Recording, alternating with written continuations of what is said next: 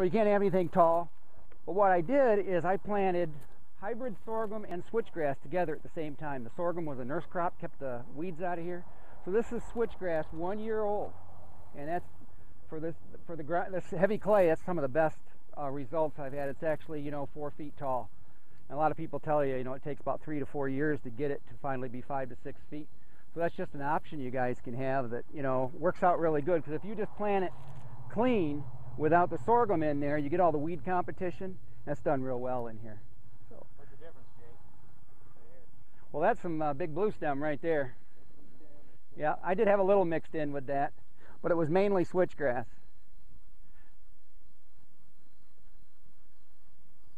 I know this is close to the road, but I had a lot of box elders growing in here, and a year ago I hinge cut all these box elders.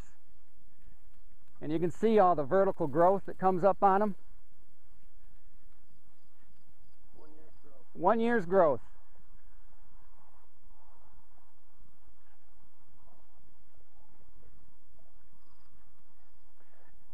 And not only is it a great bedding area, but it totally gets rid of any trespassing and nighttime shiner problems you have.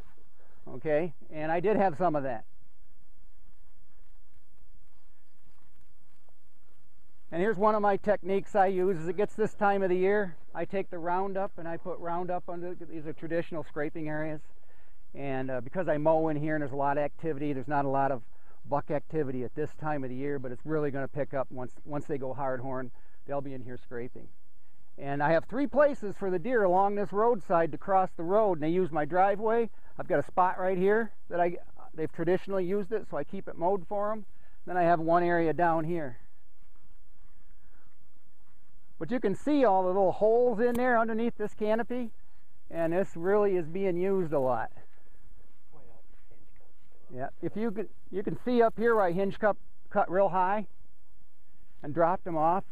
But these were done in February, so that's pretty good growth. Instead of 1 tree, now you got 100 trees.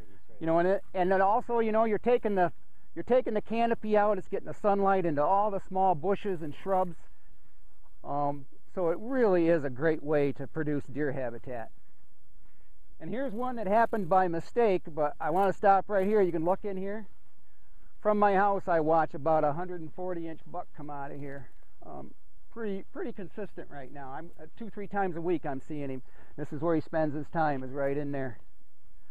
Did you rake the ground? That was a bed that he picked on his own. I mean, if I was making the bed, I'd have it all raked and cleaned up. So that's the end of that hinge cutting. This is some switch grasses I've got out here. They're pretty full of goldenrod this year, but it's coming along. Did you have any weed control on that? I mowed the heck out of it the first couple of years, but now at this point, it was real good last year. It probably got at least 6-7 feet tall. I'm going to burn it in the spring, and that'll do pretty good weed control. So I got a neighbor here that has an apple orchard. The years that we have apples, it's really nice to have. But it's not, they're not that great of a food source that people think of. Apples are a short-term thing. You've got 30 to 60 days and it's over. Everything you see out here that's low, those are, big blue stem, Indian grass. These are the burn breaks right here that you have to put in. I'm in that CREP program. Don't that Johnson grass crap that they make you throw? Well, they make you put canary grass and Bermuda grass in with your clover and alfalfa in here. But if you notice these, the sumac over here, the staghorn sumac, in the wintertime, this is a pretty serious food source. You can see all the tops are eating off of them. Yep. The deer will come in here and stand up on their hind legs and take those tops off. Do you do anything to encourage those? I have been just basically letting them go, instead of mowing them.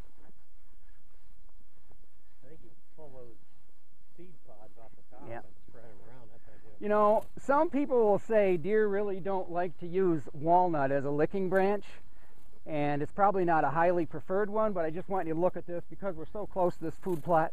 I'm watching all the deer come in and out of here, and they're biting it off, and they're using this area right here. So they will use walnut. Now here's about an acre of a perennial food plot right here.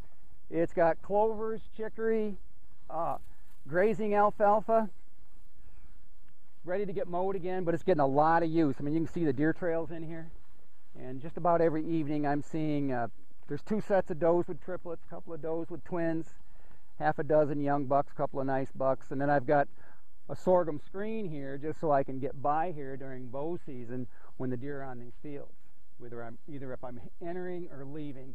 And it helps pretty good because it's something to keep me away from them, and they just might move to the edge of this cover, but they won't blow and stomp their feet and do all that. This cover's made them feel pretty comfortable. This is one of your main